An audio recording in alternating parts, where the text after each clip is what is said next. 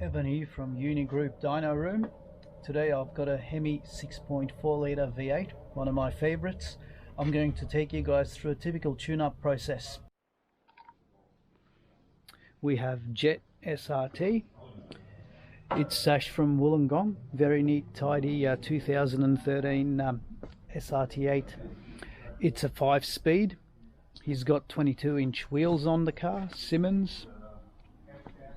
And we've got the typical bolt-ons with the cold air intake, full exhaust system, and he's got the Filippo 1 3/4 headers. I'm quite interested to see how these go compared to the 1 7/8 that most people run.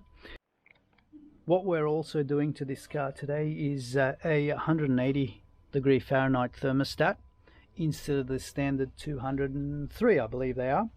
So that way we're going to get the car to run good 5 or 10 degrees cooler than factory, and I do find that that also gives a slight additional power, or at least helps vehicle retain the high power levels rather than engine going into heat soak and losing power. The loss of power versus engine temperature, it's quite easy to see on the dyno. As we do repeated runs and the engine temperature climbs up, despite having this big fan here, I do see the engine drop off in power. It's mainly due to vehicle retarding the ignition timing because of engine temperature. So if we're able to keep the engine temps lower, it's able to run higher ignition timing values and therefore slightly higher power. It's a pretty cheap and easy mod, and it's one that works quite effectively, one of my favorites. The loss of power versus engine temperature, it's quite easy to see on the dyno. As we do repeated runs and the engine temperature climbs up, despite having this big fan here, I do see the engine drop off in power. It's mainly due to vehicle retarding the ignition timing because of engine temperature. So if we're able to keep the engine temps lower, it's able to run higher ignition timing values and therefore slightly higher power. It's a pretty cheap and easy mod, and it's one that works quite effectively, one of my favorites. When the vehicle first comes in, first thing we do is we do a scan of any trouble codes that the vehicle may have. This one had full exhaust system fitted, so there were a few codes there due to the exhaust system. So after we establish a baseline on the vehicle, which involves looking at diagnostic trouble codes, doing a read on the computer, which I'm doing now. So basically we get a reading of the original file of the vehicle, so we've got the stock file. And then next step is giving it a baseline as is without any changes, see how the vehicle runs up. So without further to say, I may as well set the camera up and go into the baseline power run.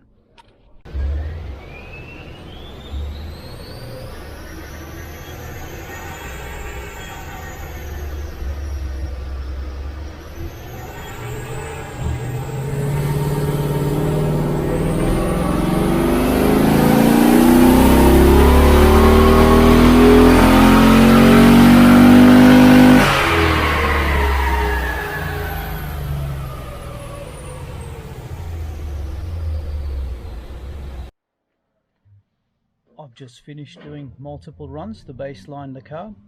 We do run a few runs in a row just to make sure that the vehicle is repeatable, so we can start tuning, because what can happen is if you let the vehicle sit and it cools down, temperatures drop, so then the power reading changes.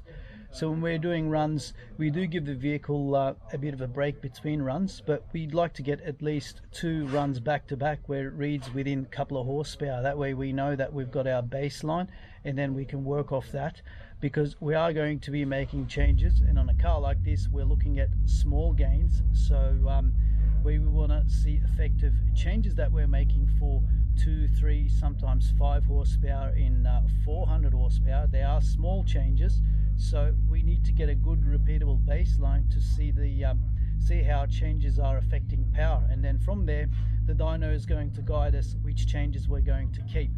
So as we make changes, vehicle gains power, we know we're keeping those and probably going more in that direction, and if we lose power, well, we know we need to head in the opposite direction.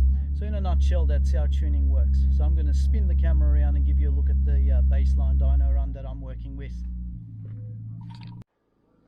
Let's take a look at our peak power number. So we're at 377 horsepower at the wheels. These engines, I think they're rated at 460, 470 horsepower. So we're losing roughly about 100 horsepower to the back wheels on this dyno. Looking at our power graph here as well. So on the left hand axis here, we've got engine power. So it goes from 0 all the way to 450. Across the bottom axis here, we've got engine RPM. So we're starting 2000 RPM. And my graph goes to 7000 RPM, but I'm turning the engine to about 6200 RPM.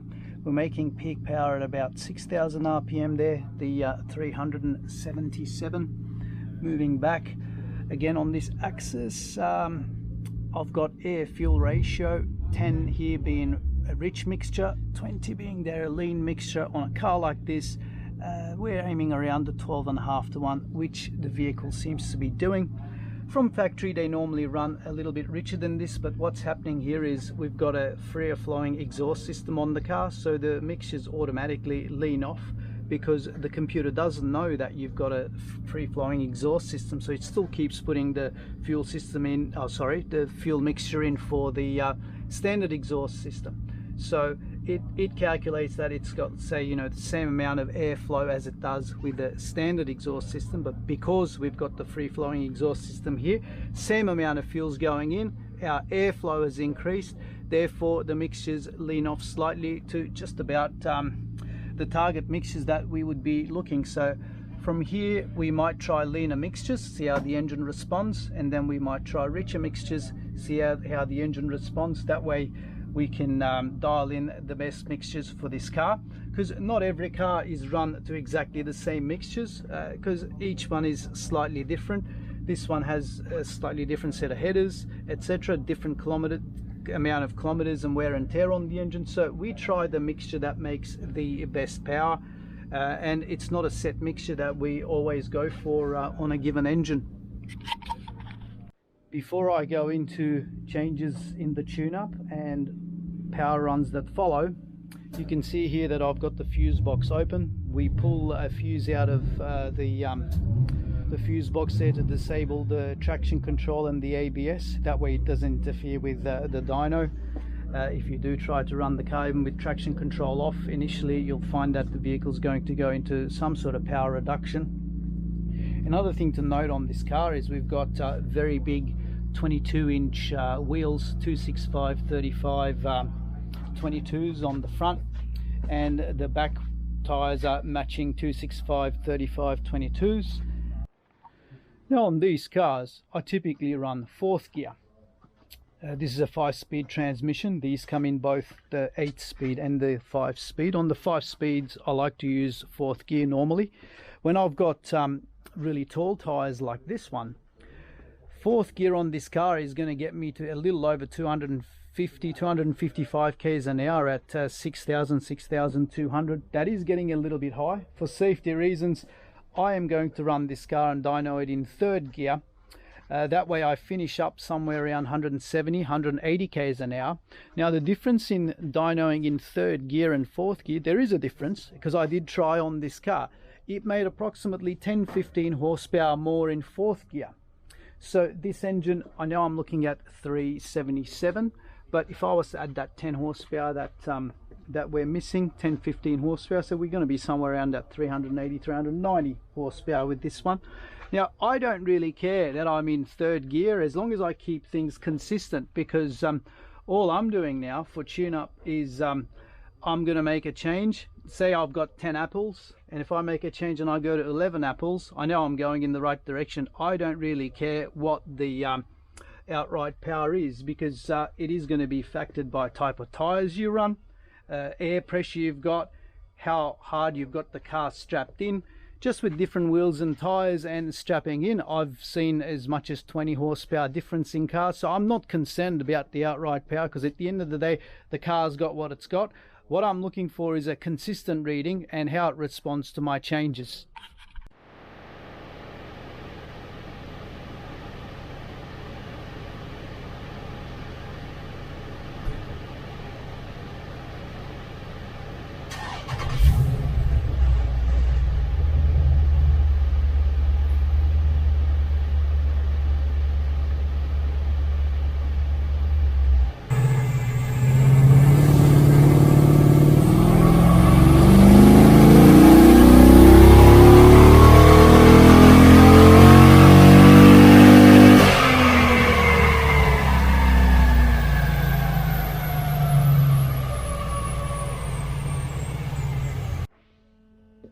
So far I've been making some changes, loading them into the car and then running them to see how they go. I'm at about probably my 4th iteration on the tune now, trying different combination of fueling and timing. I've still got a bit to go, but let's take a look at some intermediate results for now. So this is where we are now. Our peak power is up by about 10 horsepower, so we're 387 versus the 377. So purple is where we're at now, green is where we've started. So we're up about 10 horsepower, up where we're making peak power, but the real gains are actually here in the mid-range here. So each of these boxes, they're about 25 horsepower. So from about 3,000 all the way up to maybe say 5,000, I've got good maybe 20, at best 25 horsepower gain there, then back to about 20 and about 10 horsepower up the top. So I've been making some changes to cam timing as well as ignition timing, and made some slight changes to fueling. Next I'm going to play with fuel. I'm going to put some more fuel in the engine, see how it responds, see if we pick up some power, or at least get more stable runs back to back, where with subsequent runs, see if the engine retains more of the power rather than giving power away. Okay, let's keep testing and I'll keep you guys posted.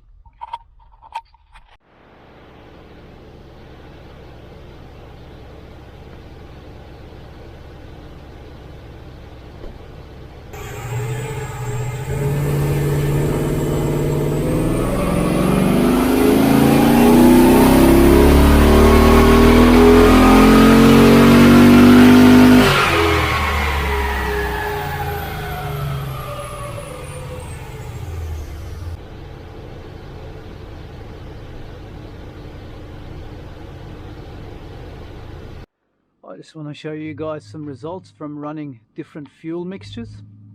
So my fuel mixture curve is this one down the bottom here, okay, and it is measured in air fuel ratio here. So roughly speaking, the purple was where I was initially, so I was about 12.7, maybe 13 to 1 in certain areas in air fuel ratio. Then I've gone to about 11, 9, 12 to 1, so roughly another 8 to 10% fuel into the engine. And you can see with this added fuel, the grey line, which is my after, is now starting to lose power. So in some areas I'm pretty close, but in most areas sort of I've lost a bit there. I've lost quite a bit up there, and then up the top, yeah, again, so I'm down in power everywhere. So again, this is how our tune-up goes, is that we try a change, and when we know it doesn't work, we go back in the opposite direction and see how the engine responds, and then there's a happy medium that we finally settle on. Okay, so I'm going to go make some further changes, a few more power runs. Okay, I've been making more changes with the Hemi to the tune-up. Now I'm happy with where it is, so let me show you guys where we've ended up.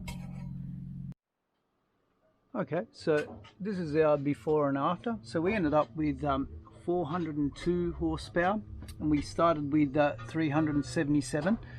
We look at the gains, we seem to have picked up similar amount of power almost throughout the whole rev range here.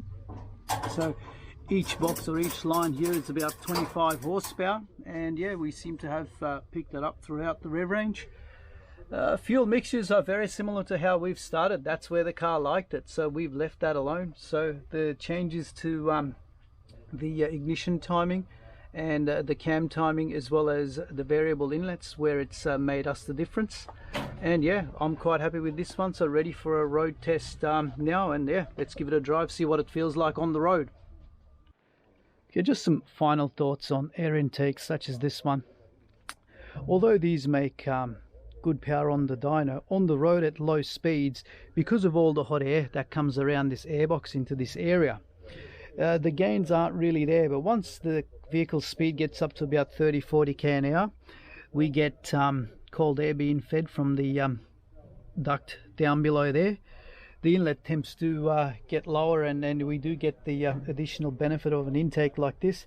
Now what I've done is on one of the standard cars, I've left the airbox attached but lifted the lid to remove any of the restriction from the airbox and the air filter, and it gained me around 3 or 4 horsepower from memory. So I'd say an inlet like this at best is going to be somewhere around 5 horsepower. It's not something I guess we do for horsepower gains, but there's also the sound that you get from an inlet like this. If I was redoing this, I would probably go with an intake that had an enclosed airbox that was fed from the duct down below there, that you can probably see that I'm pointing at. That's likely to give me gains actual from cold air induction rather than some hot air that's been sucked into the air inlet, because under the hood we're going to have fairly hot air temperatures due to the air already been through all our the radiator, as well as aircon condensers so on that's at the front of the vehicle. That all heats it up, plus all the exhaust and engine bay heat from the engine block and exhaust system being in there. Yeah, okay, no probs. We'll leave it there and let's go for a test drive.